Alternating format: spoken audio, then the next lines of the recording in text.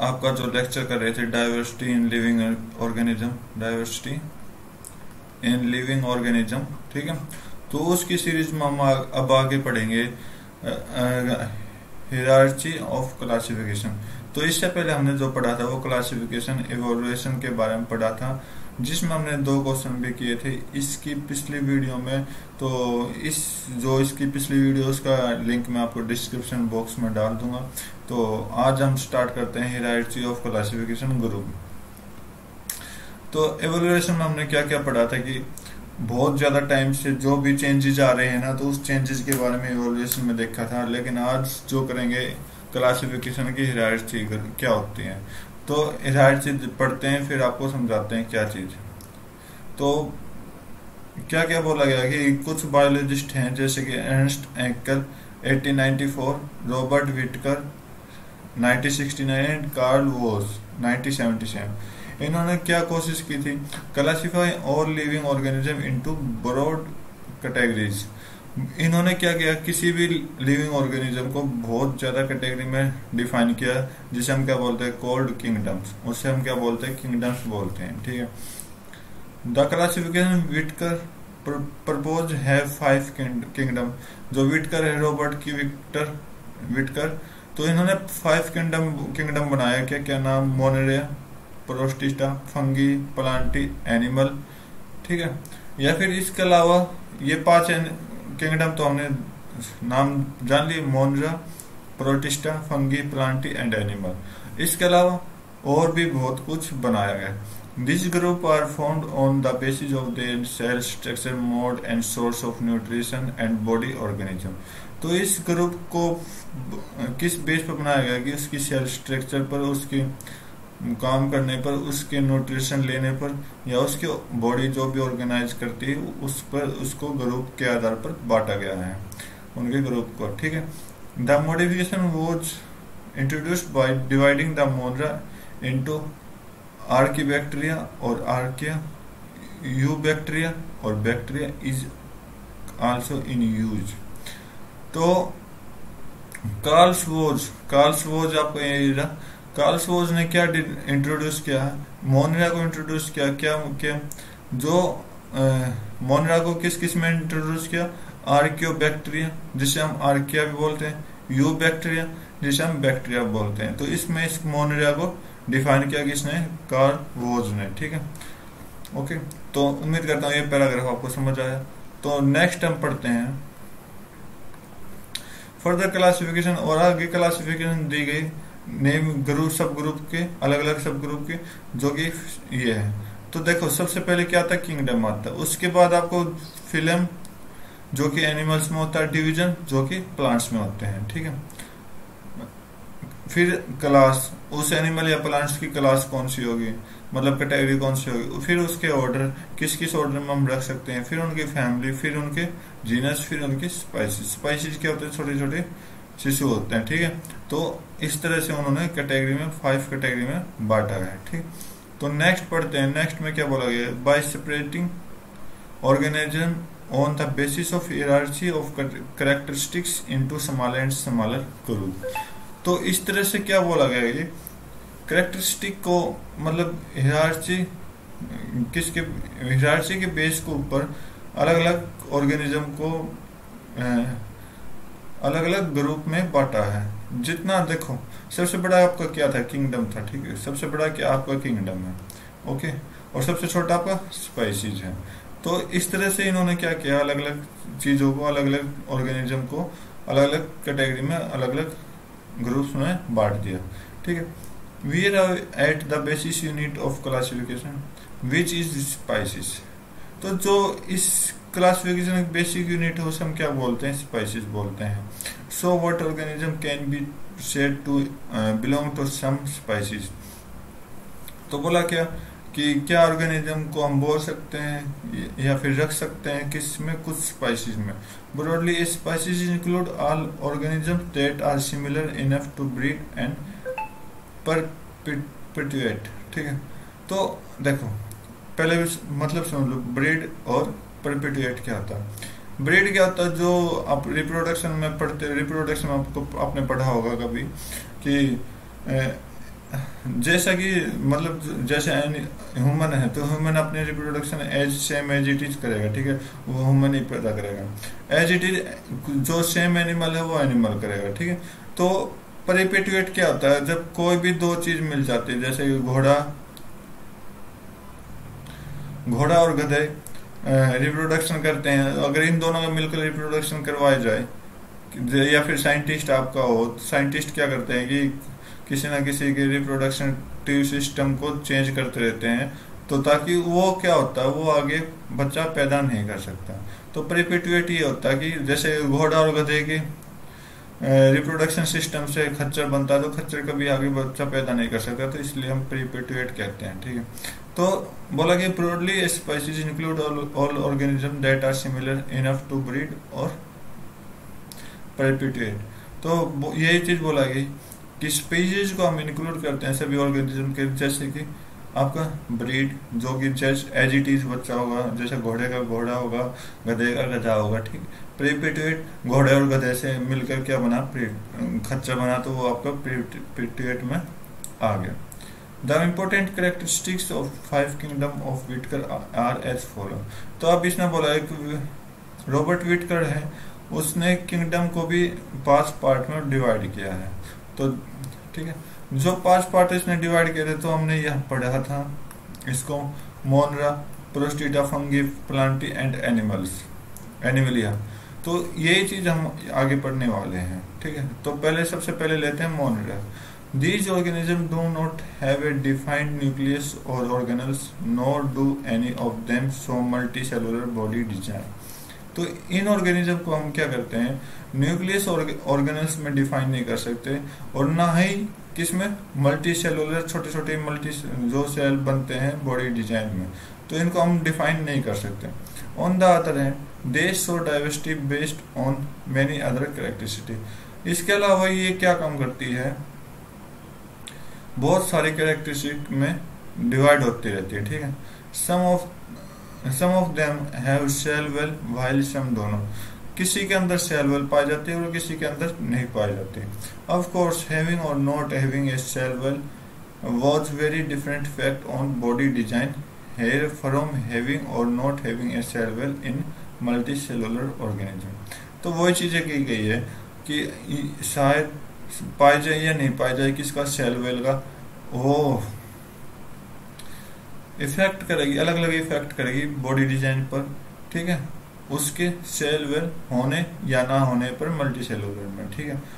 Okay, तो multi cellular में बहुत तरह की सेल्स होती हैं, ठीक है, बहुत तरह की सेल्स होती हैं। तो इसमें क्या पाया जाता है, किसी में सेल पाए जाते हैं, किसी में सेल वॉल पाए जाते हैं, किसी में सेल वॉल नहीं पाए जाते। The mode of nutrition of organism in this group can be either by synthesis their own food, autotrophic, or getting it from the environment, heterotrophic।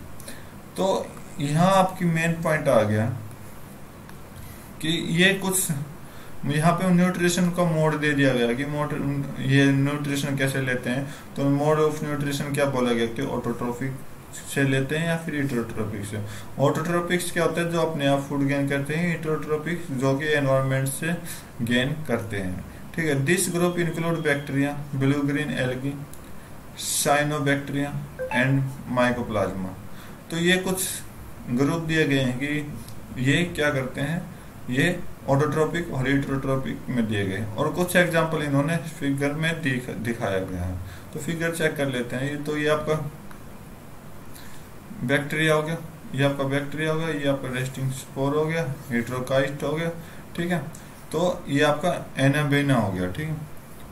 तो ये मोनरा के कुछ एग्जांपल थे, तो डायग्राम के अकॉर्डिंग भी हमने समझ लिया। अगला समझते हैं प्रोटिस्टा। प्रोटिस्टा क्या होते हैं, this group include many kind of unicellular eukaryotic organism. तो इस ग्रुप में क्या पाए जाते हैं, बहुत तरह के यूनिसेलुलर यूकैरियोटिक्स जो कि सेल में हमने पढ़े थे, सेम एज इट इज यहाँ भी पढ़ने को मिलेगा। तो यूनिसेलुलर यूकैरियोटिक ऑर्गेनिज्म बहुत तरह के इस ग्रुप में पाए जाते हैं। Some of these organism use appendages. Appendages क्या है, आपको डायग्राम आगे डायग्राम आएगा उसमें समझाऊंगा कि अपेंडेजेस क्या होते हैं। Such has hair like cilia, whip like flagella or for moving around. देखो यहाँ अपेंडेजेस की डेफिनेशन दी गई है कि ये कैसे पाई जाएगी, जैसे कि हेयर लाइक सीलिया, जो मतलब न्यूक्लियस पर जो भी हेयर पाए जाएंगे, जो सीलिया पाई जाती है, या फिर वाइफ लाइक फैलगली पाया जाता है, जो क्या काम करता है, किसी भी चीजों को चलने में काम करता है, ठीक है। तो वो अपेंडिजेज होते हैं, ठीक है। बाकी मैं आपको डायग्राम में समझा दूंगा। Their mode of nutrition can be autotrophic और हेटेरोट्रोपिक। इसका भी मोड, न्यूट्रिशन का मोड कैसा होता है, ऑटोट्रोपिक या हेटेरोट्रोपिक।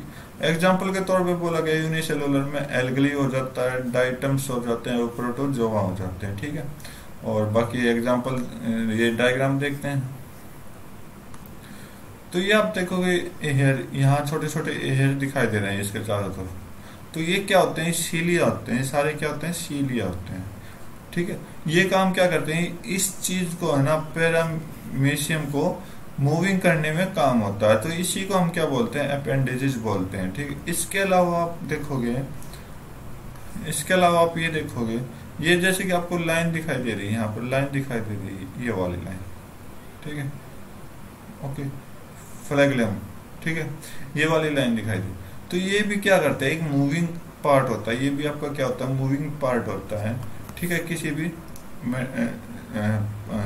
ग्रुप का, ठीक है, मूविंग पार्ट होता है। तो इसी को हम क्या बोलते हैं, इस चीज को भी आप अपेंडेजेस बोलते हैं, जो हमने पढ़ा था, ठीक है, अपेंडेजेस बोलते हैं। तो उम्मीद करता हूँ अपेंडेजेस आपको समझ आया होगा। तो फ्लैगलम और सीलिया को हम क्या बोलते हैं, अपेंडेजेस बोलते हैं, जो कि किसी भी चीज को चलने में हेल्प करती है। तो ये था अपना क्या, प्रोटिस्टा, ठीक है। तो प्रोटिस्टा में हमने पढ़ लिया, ठीक है। तो ये कुछ एग्जाम्पल दिए गए हैं, ये एग्जाम्पल अपने आप याद रखना, ठीक है। अब हम पढ़ते हैं फंगी। फंगी के बारे में पढ़ते हैं। This are heterotrophic eukaryotic organism. ये क्या करते हैं, ये दूसरी मतलब एनवायरनमेंट से फूड गेन करते हैं, ठीक है। Some of them are used decaying organism material as food and are therefore called saprotroph. अब सेप्रोट्रोफ, अब देखो, अब तक हमने ऑटोट्रोफिक पढ़ा था और हेटेरोट्रोफिक पढ़ा था, अब सेप्रोट्रोफ हो गया, ठीक है। तो सेप्रोट्रोफिक की डेफिनेशन इसमें दी गई है कि कुछ इनमें से कुछ ऑर्गेनिज्म फूड क्या करते हैं, डिकेइंग करते हैं, डिकेइंग बनाते हैं, ठीक है। उससे हम क्या बोलते हैं, सेप्रोट्रोफ बोलते हैं। अदर रिक्वायर ए लिविंग और requiring living protoplasm of a host organism for food. तो लिविंग प्रोटोप्लाज्म अपने फूड को होस्ट करते हैं या फिर किसी से बनवाते हैं। They are called parasites. इसी को हम क्या बोलते हैं, पैरासाइट्स बोलते हैं। Many of them have capacity to become multicellular organism at certain stages in their lives. इनमें से बहुत सारे क्या आते हैं, कैपेसिटी बिकम मतलब अपनी मल्टीसेलुलर बिकम ऑर्गेनिज्म जो है वो अपने जीवन की अलग अलग स्टेजेस पर कैपेसिटी रखता है, ठीक है। They have cell wall made of tough complex sugar called chitin. तो ये जो सेल वेल बनी होती है टफ कॉम्प्लेक्स सुगर की, ये किससे बनी, तो साइटिन की। अब देखो, मोस्ट जो भी ज्यादातर सेल वेल होते हैं, सेल वॉल होती हैं, वो किससे बनी होती है, आपकी सेलुलोज से बनी होती है, सेलुलोज से, ठीक है। तो सेलुलोज से बनी होती है। इसमें से कुछ साइटिन से जो बने होते हैं वो आपकी ईस्ट में बने होते हैं, मोल्ड में बने होते हैं, मशरूम से बने होते हैं, ओके। तो ये इसके कुछ डायग्राम दिए गए हैं। ये आपका ईस्ट का ही, आपका मोल्ड का, ये मशरूम का है, ओके। तो इसके साइंटिफिक नेम भी दिया गया है कि साइक्रोमाइसिस, ये दे रखा है, पेनिसिलियम ये दे रखा है, एग्रीसियस इसके साइंटिफिक नेम दे रखे हैं। तो आगे पढ़ते हैं। Some fungi species live in permanent mutually dependent relationship with blue green algae और साइनोबैक्टीरिया। तो साइनोबैक्टीरिया के बारे में दिया गया कि कुछ ब्लू ग्रीन एल्गी होती है, एल्गी होती है, ठीक है। तो such relationship are called symbiotic. तो इस रिलेशनशिप को हम क्या बोलते हैं, सिम्बायोटिक बोलते हैं। ये क्या करते हैं, एक दूसरे के साथ परमानेंट डिपेंडेंट होते हैं, ठीक है, जैसे कि हस्बैंड वाइफ हो गए, तो ये रिलेशन क्या हो गया, सिम्बायोटिक हो गया। Such symbiotic life form are called lichens. तो इस सिम्बायोटिक लाइफ को हम क्या बोलते हैं, लाइकेंस बोलते हैं, ठीक है। We have all seen lichen as the slow growing large colour patches on the bark of tree.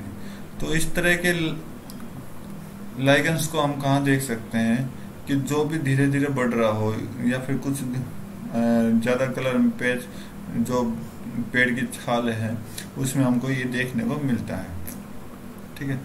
तो यहाँ पे आपका फंगी कंप्लीट हो गया। अगला पार्ट है प्लांटिया। प्लांटिया में क्या होते हैं, mutually eukaryotic with cell walls. तो यूकैरियोटिक्स पाए जाते हैं सेल वॉल में, ठीक है। They are autotroph and use chlorophyll for photosynthesis. ये क्या होते हैं, ऑटोट्रोफ होते हैं और फोटोसिंथेसिस की हेल्प से फूड गेन करते हैं, जिससे क्लोरोफिल मटेरियल से फूड गेन करते हैं।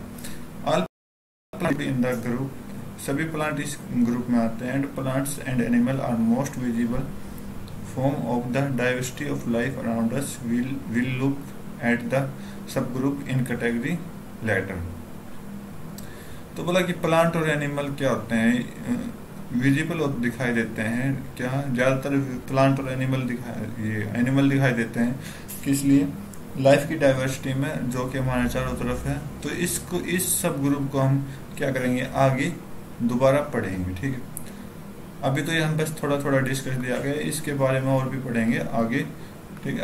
आगे कुछ पॉइंट आएंगे। एनिमलिया में क्या आ जाएगा, this include organism which are multicellular eukaryotic without cell wall.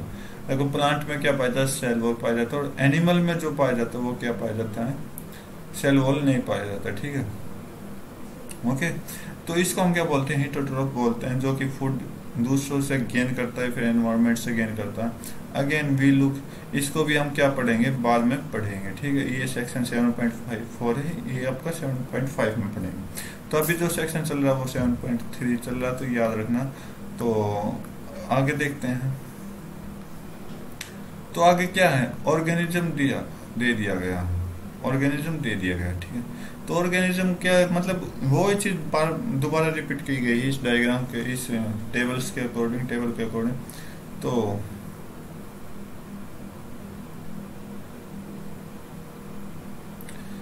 बोला कि जो सेल होते हैं वो क्या क्या है, प्रोकैरियोटिक होते हैं, यूकैरियोटिक होते हैं। प्रोकैरियोटिक में आपको यूनिसेलुलर पाया जाता है, जिसमें मोनरा मिलता है, ठीक है। यूकैरियोटिक में अब दो चीज होगी, यूनिसेलुलर और मल्टीसेलुलर। यूनिसेलुलर में आपको प्रोटिस्टा पाया जाता है। अब मल्टीसेलुलर में क्या क्या पाया जाता है वो चेक करते हैं। मल्टीसेलुलर में आपका क्या पाया जाएगा, एक सेल वॉल के बारे में डिफाइन किया गया। तो अब बोलेगा कि जिसमें सेल वॉल नहीं है और जिसमें सेल वॉल नहीं है, ठीक है। सेल वॉल नहीं है वो आपका एनिमलिया हो गया, और जिसमें सेल वॉल है वो कौन सा हो गया, प्लांटिया हो गया, ठीक है, ओके। अब जिसमें सेल वॉल है वो क्या करेगा, फोटोसिंथेसिस नहीं ले रहा, ठीक है, और किसी में फोटोसिंथेसिस करेगा। मतलब ये आपका क्या होगा, हेटेरोट्रोफिक हो गया, या आपका ऑटोट्रोफिक हो गया। तो ऑटोट्रोफिक में आपका प्लांटिया आ जाता है, और फंगी क्या आता है, हेटेरोट्रोफिक में आती है, ठीक है। हेटेरोट्रोफिक मतलब आप सिम्फोट्रोफ भी कह सकते हो, सिम्फोट्रोफिक भी आप कह सकते हो, ठीक है। तो ये किंगडम क्लासिफिकेशन की गई है।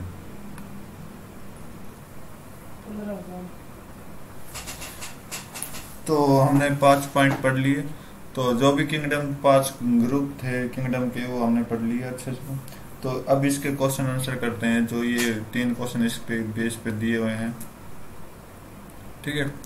तो फर्स्ट क्वेश्चन क्या बोला कि what is the criterion for classification of organism as belonging to kingdom monera and protista.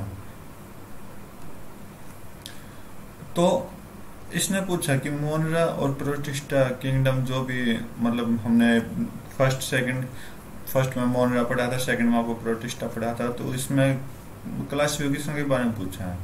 तो मोनरा में आपको ध्यान दिया होगा, तो मोनरा में आपने क्या ध्यान दिया कि इसके अंदर कोई भी न्यूक्लियस नहीं पाया जाता, नो न्यूक्लियस, ठीक है, या न्यूक्लियर नहीं मिलता। तो प्रोटिस्टा में आपका क्या पाया जाता है, न्यूक्लियर पाया जाता है, ठीक है। तो सिर्फ इम्पोर्टेंट क्राइटेरिया यही है इसका, जो इन दोनों को एक दूसरे से क्या करती है, अलग करती है। ओके, तो इसके साथ साथ आप क्या दे सकते हो कि न्यूक्लियस के अलावा न्यूक्लियर मेम्ब्रेन भी नहीं पाई जा सकती, क्योंकि अगर न्यूक्लियस ही नहीं पाया गया तो न्यूक्लियर मेम्ब्रेन भी नहीं पा सकते, क्योंकि न्यूक्लियर मेम्ब्रेन आपके न्यूक्लियस के साथ ही रहती है। ठीक है, तो अगला क्वेश्चन देखते हैं। In which kingdom will you place an organism which is single cell, eukaryotic and photosynthetic. तो इसने पूछा कि कौन से किंगडम में आप ये सिंगल सेल रख सकते हैं, या यूकैरियोटिक या फोटोसिंथेटिक के बारे में आपने हर एक किंगडम में पढ़ा था। तो पूछा कि कौन कौन सा किंगडम है वो। तो सिर्फ एक ही चीज में पढ़ा था, ये तीनों चीज कहाँ पाई जाती है, आपकी प्रोटिस्टिया में पाई जाती है, प्रोटिस्टा। ठीक है, तो प्रोटिस्टा आप नाम लिख देना, प्रोटिस्टा किंगडम में ये तीनों चीज हमने पढ़ी थी। ठीक है,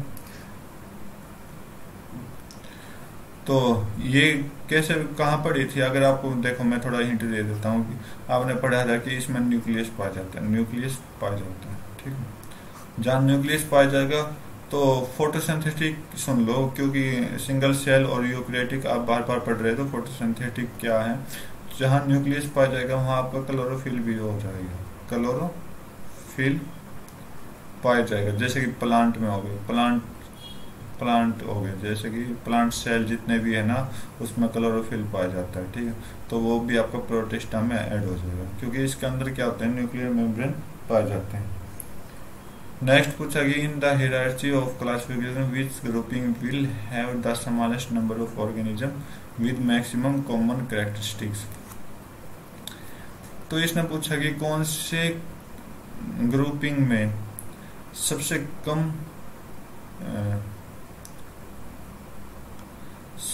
कम ऑर्गेनिज्म पाए जाते हैं और ज्यादा कैरेक्टरिस्टिक्स पाई जाती हैं। ठीक है, और इसके अलावा क्या पूछा कि which will have the largest number of organism, कि अगर उसमें स्मॉलेस्ट नंबर है तो लार्जेस्ट के बारे में भी उसने पूछा। तो स्मॉलेस्ट नंबर आई के तो आप क्या कह सकते हो, मोनरा ही कह सकते हो, डायरेक्ट मोनरा कह सकते हो। क्यों, क्योंकि मोनरा में कोई न्यूक्लियस नहीं पाया जाता। ठीक है, तो इसके अंदर आप ये जीरो मेम्ब्रेन लेके चलता है। ठीक है, ऑर्गेनिज्म लेके चलता है। और या फिर जीरो, या फिर आप स्मॉलेस्ट नंबर भी कह सकते हो। तो इसका जो फर्स्ट का जो आंसर है वो क्या आएगा, मोनरा आएगा।